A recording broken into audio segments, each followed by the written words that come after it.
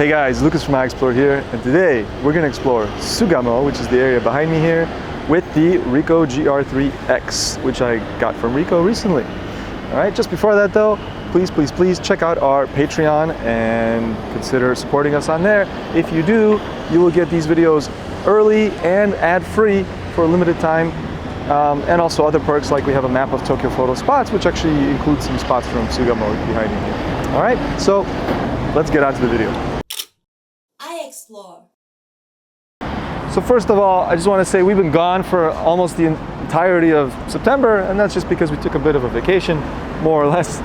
But now we're back. We got lots of new content coming up in the next few weeks, and we're going to start with exploration of Sugamo, which is nicknamed the Obachan Harajuku. I've heard that before. Obachan means granny, and Harajuku is a famous part of Tokyo. I'm sure many of you know already. That's kind of famous for fashion and boutiques and stuff. So as you can see behind me here, you see this is some Obachan Harajuku action. There's a lot of clothing stores for the elderly here, I guess. I don't know.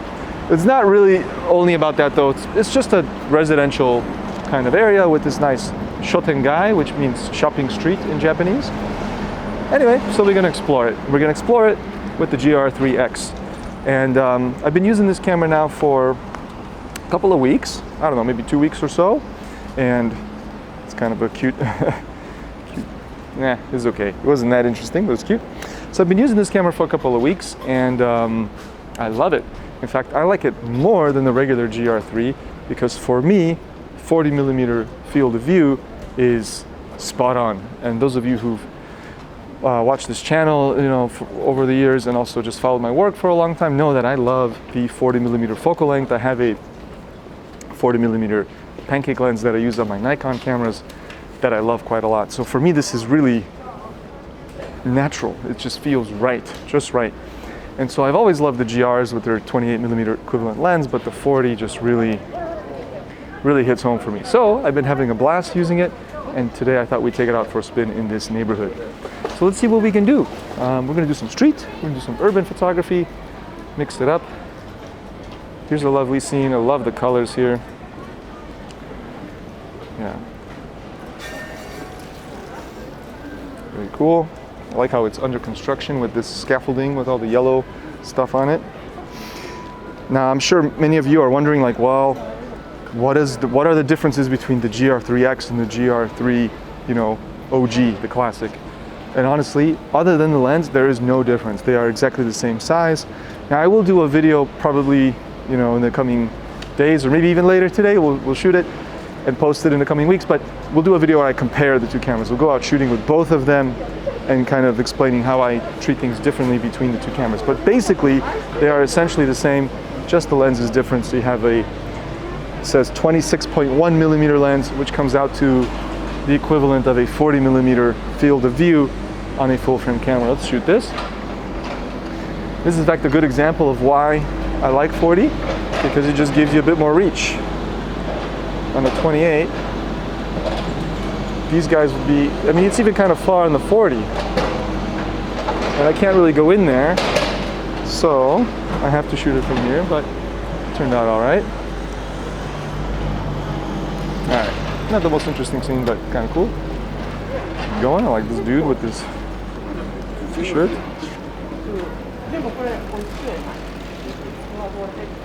Very cool. I love his shirt that just says Hustler with the mouth on it. Very nice. Here's a shop selling all kinds of interesting stuff, including red panties. And that's a thing. That's a thing here. There's a shop down the road where we'll talk a little bit more about the meaning of the red panties.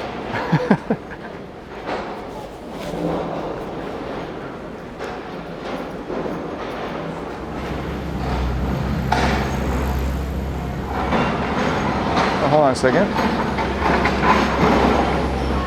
That's kind of cool.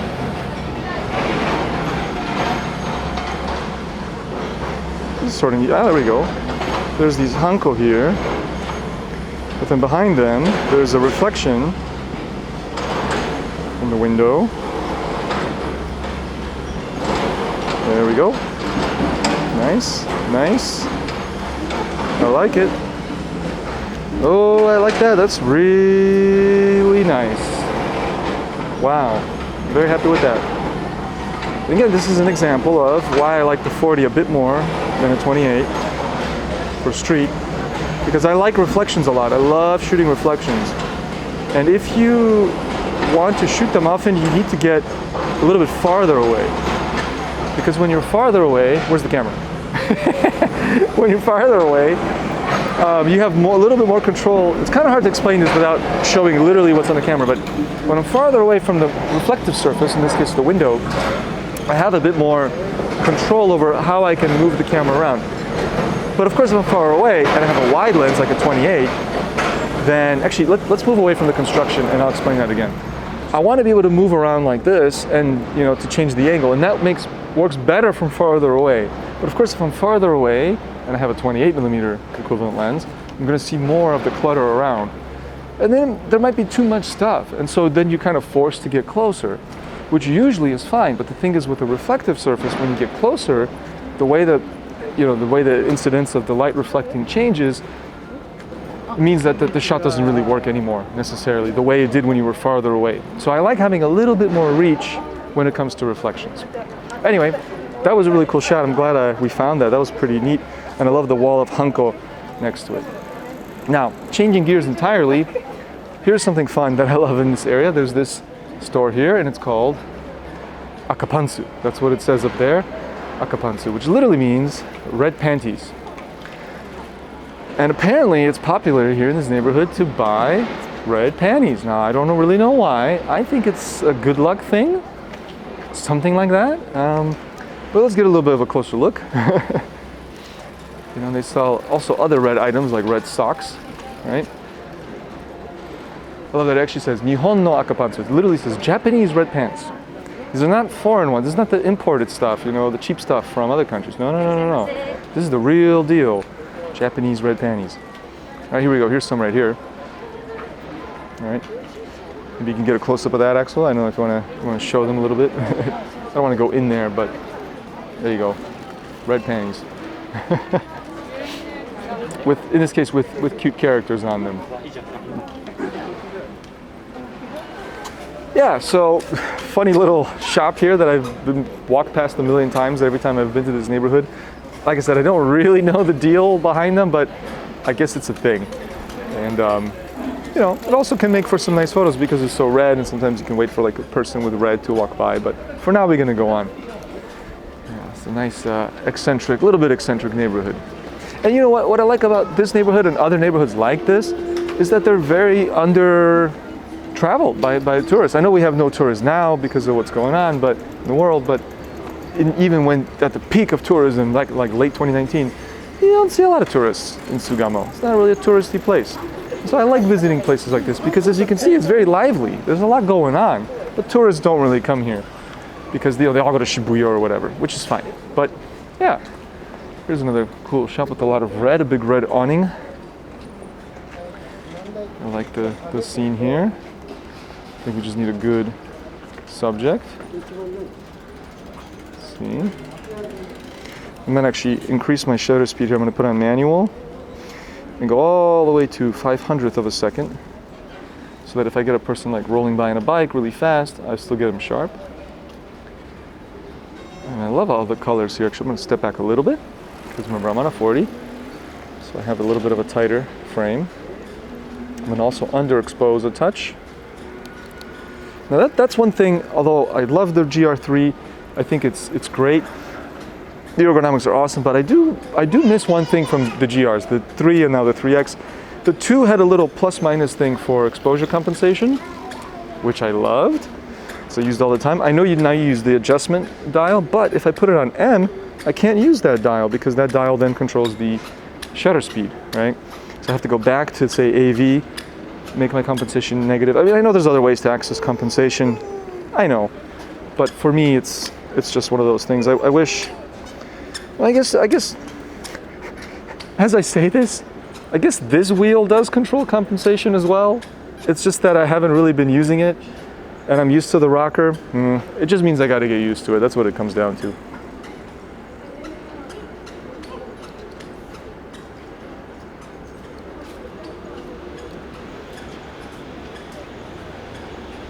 Oh, there's a motorbike back there, but now it's like too much stuff all at once. Just wanted one thing. Maybe I'll get one more shot of it from this angle, just to kind of mix it up. I like this this banner here that says futon in Japanese, which means like the mattress, Japanese kind of floor bed mattress thing is called a futon.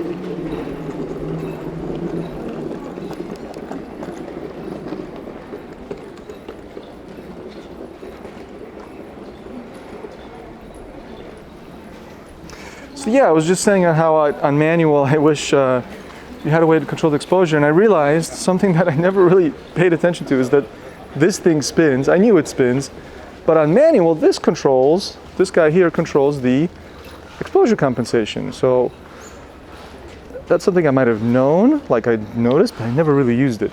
So I got to keep that in mind, because that's something that's frustrating. When I'm on M, I felt like I couldn't control the exposure compensation. You can get a photo of this guy here in the phone booth. It's a nice scene with all the banners in front. Very cool. Love all the colors.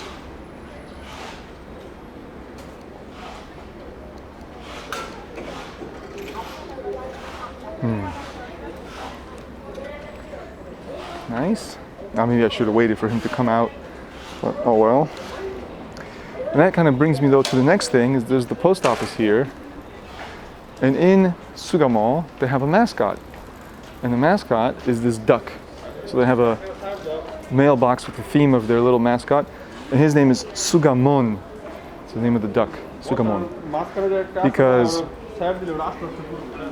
Because I think it's kind of a play on words, because the Japanese word for duck is kamo. So Sugamo, kamo, it sounds kind of like duck, I guess. I don't know. It's just my guess. But yeah, that's their little mascot. And there's a little bit more of this guy down here. Let's just keep going for now. Again, I've said it earlier, but saying it again, the area has a lot of charm and a little bit underappreciated. So it's cool to hang out here once in a bit.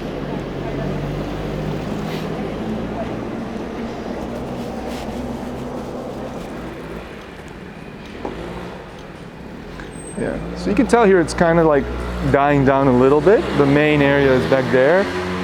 We already passed through, but still, this is still the Sugamo shopping district.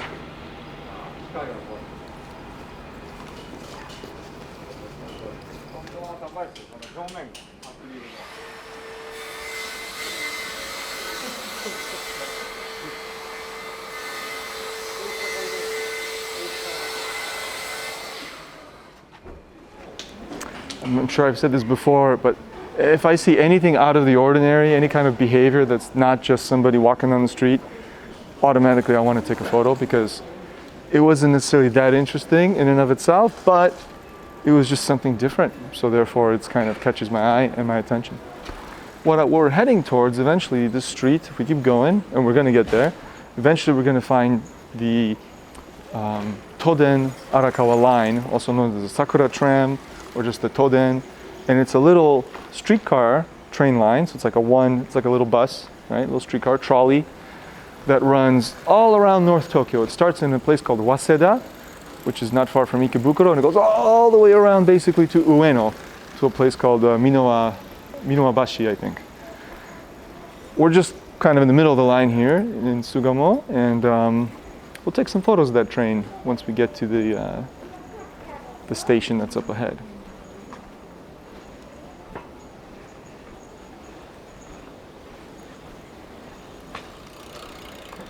A nice flower shot. Maybe I'll get a shot of this thing from across the street.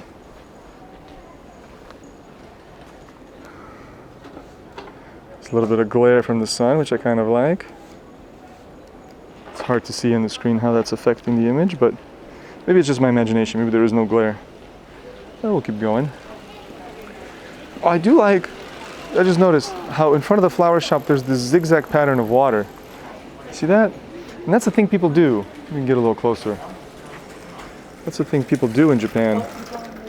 In front of their shops, they'll take a carafe of water, right? Like a watering can or something, and they'll kind of wash the sidewalk, but not necessarily to get it all wet and clean. I think traditionally or like classically or back in the day, what it did is when we had dusty roads, it settles the dust, right? So if you had a dirt road here instead of a paved road, you can imagine it would get dusty if people walk. So if you get it wet, it won't be so dusty.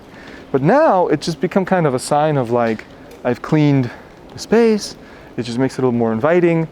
It just shows that like, we took care of it. We're open for business. We watered the sidewalk and everything. It's just a thing. And you see that around, not every single place, but you see it around Tokyo for sure.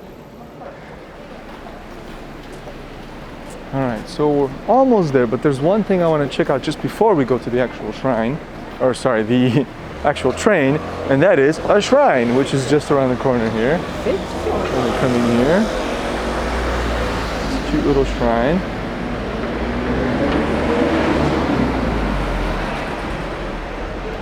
Yeah, wow, and it's nice. The last time I came here, which was not that long ago, like a month and a half, there was some scaffolding and construction here. But today, it's empty and done, which is good. So yeah, cute little local space. Nothing, extraordinary about it. It's just a nice, normal little shrine. I love it. These kind of local things. A simple photo here. I also love the dragon over here with the little well for water. Okay. I wonder. Now, earlier I said for the reflections, I like the 40, but that type that I was doing, meaning when I was far from the reflective surface and I was trying to find an angle where I could see something behind me. For that, I like a longer lens. But here, I wouldn't mind trying like a reflection like this, right off the water surface, but this is where actually a 40 is a little more limiting, and it makes more sense to have a slightly wider lens when you're doing this kind of a reflection. But anyway, I think this is not a great place for it anyway. It's not going to really work because there's just not enough open water to really reflect on. So let's just keep going. Ooh.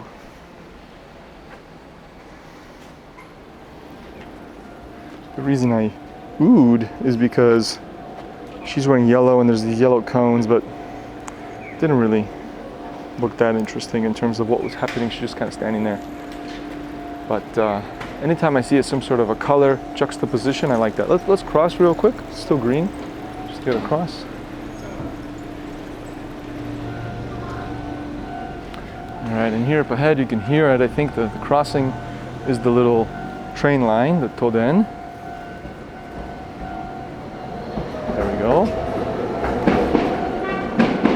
I want to try shooting that from a couple of different angles. I think the first one I want to try is actually if we go here. There's the crossing over there, but there's a little smaller crossing back here just for pedestrians. And I like the mood here. I like how the crossing's been like decorated with plants that the locals just set up here, like a little garden. Let's see, maybe we can get a nice view down the tracks from here. The light's really harsh actually for this kind of shot.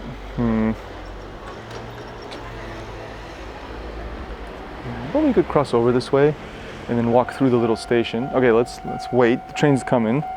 Get out of the way here. Is there even a barrier? No, there's no barrier. Gotta be careful. There we go.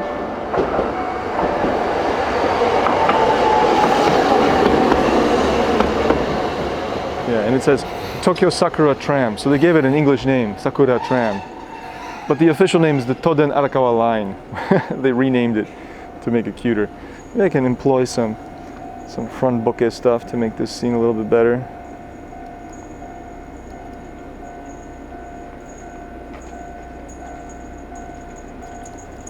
There we go. All right, let's cross. Oh, wait, maybe this is nice. Nice scene. Okay, I think we're okay. Let's go. No trains coming.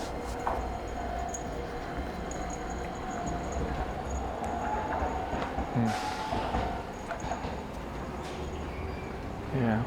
First time I ran into the Toden, or I kind of learned about it, was well over 10 years ago, shortly after I came to Japan.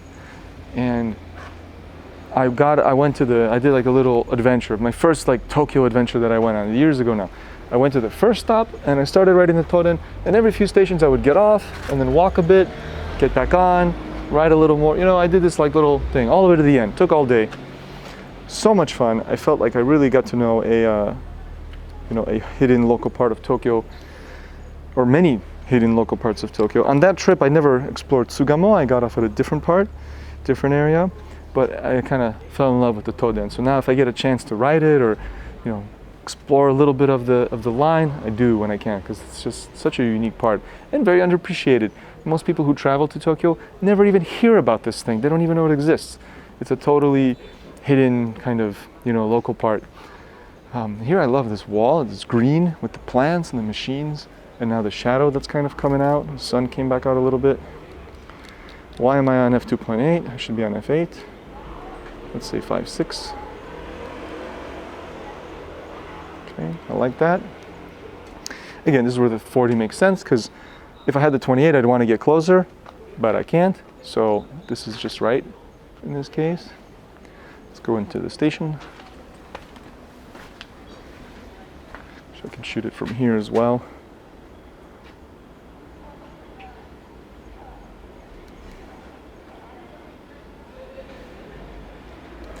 Nice. Can I incorporate this yellow foam thing in the shot maybe?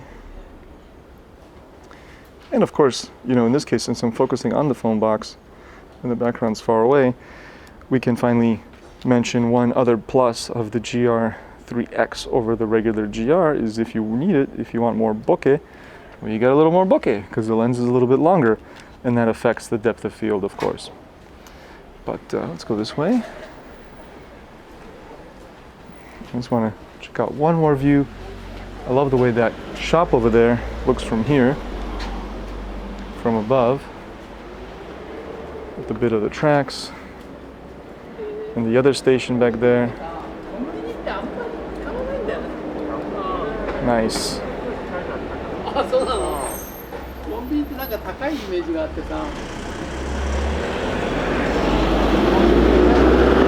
Although this is where it'd be kind of nice to have a little bit more width, so a 28 might be better.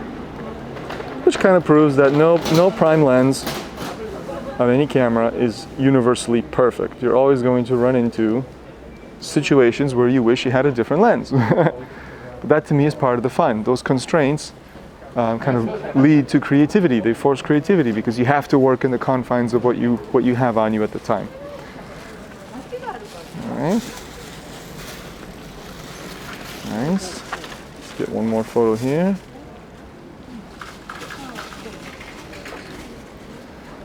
Okay. All right. And here comes the train. I don't know how I'm going to shoot it. I haven't really thought about that. Right in the moment, it's coming from there. Maybe I'll get it pulling into the station. Yeah, that'll work. Nice simple shot, just kind of atmospheric, showing the scene as it is, right?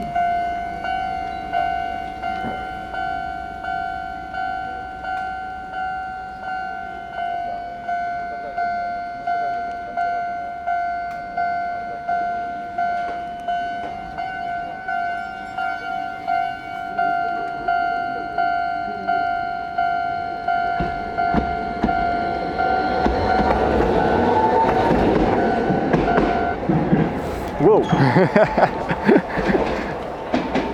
That was close. All right. Well, so what did I do? I don't know. I didn't have a really great shot in mind of the tram. I wanted to show this place to you guys more of a walkthrough than like, oh, here's a special shot. But it's cute. I like it. And I realized as it was parked there, waiting for, picking people up, I thought I could get those high rises back there, that apartment, and kind of incorporate that into the scene. And that kind of came out pretty cool. And then I realized, oh, I should get a little lower, and just then it started leaving. But I think I still got a shot of it from a slightly lower angle to make it look a little more epic. But anyway, guys, I think that's it for today, for this exploration of Sugamo. I think was interesting. I hope so. I hope you enjoyed it. I did. I hope the Ricoh GR3X was interesting as well. I very much enjoy using this camera. I think this is a fantastic camera for street photography, for me especially, my style of shooting. And yeah, thank you so much for watching. Of course, please check out our Patreon. Here's another train. Check out our Patreon, and you know, if you support us, you get some perks and whatnot. And of course, check referral links in the description below. And remember, always challenge your eye.